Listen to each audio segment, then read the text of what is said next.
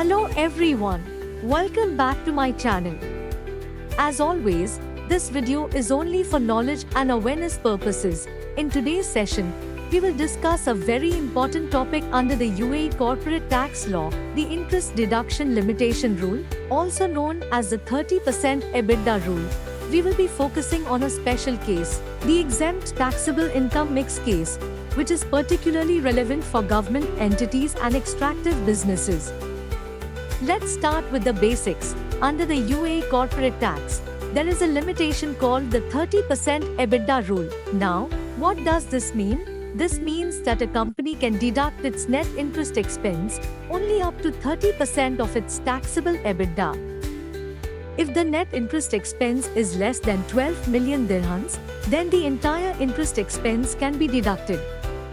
This is what we call the safe harbor rule. But if the interest expense goes above 12 million dirhams, then the 30% limit will apply. Now, why is the exempt plus taxable mix case considered special? The question is, what happens when a company earns both exempt income and taxable income?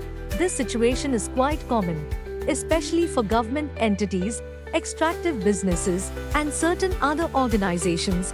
And here is the important part, the law clearly states only taxable EBITDA is considered for the 30% calculation. Exempt income and any expenses related to that exempt income must be completely excluded. Let's explain the rule in simple steps to make it easy. Step 1. Calculate your total EBITDA. Step 2. Exclude the exempt income and any related expenses. Step 3.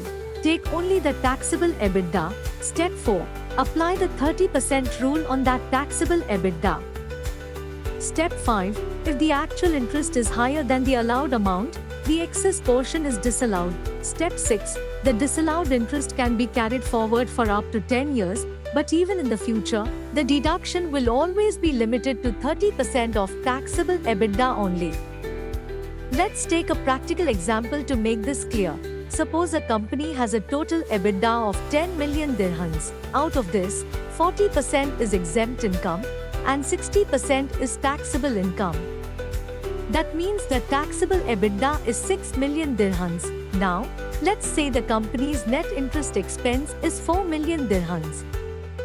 To calculate the allowed deduction, we apply the 30% rule on the taxable EBITDA. That's 30% of 6 million, which equals 1.8 million dirhams.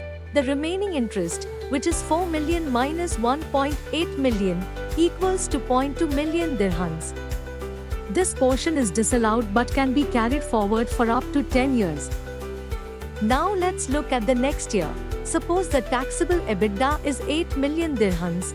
Applying the 30% rule, the limit is 2.4 million dirhams. If the current year's interest expense is 1.5 million dirhams, that leaves a remaining capacity of 900,000 dirhams. From the previously carried forward disallowed interest of 2.2 million dirhams, you can utilize 900,000 this year. The remaining balance of 1.3 million dirhams will continue to be carried forward for future years. Here are some key points to remember. First, in the exempt plus taxable mix case, only the taxable EBITDA is taken into account. Second, any disallowed interest can be carried forward for up to 10 years. Third, even in future years, the deduction will always be capped at 30% of taxable EBITDA. Fourth, government entities and extractive businesses need to make sure they apportion interest properly. And finally, the 12 million dirham safe harbor rule still applies, even in mixed cases. So friends, I hope it's now clear how the UAE corporate tax interest deduction limitation rule works in exempt plus taxable income mix cases.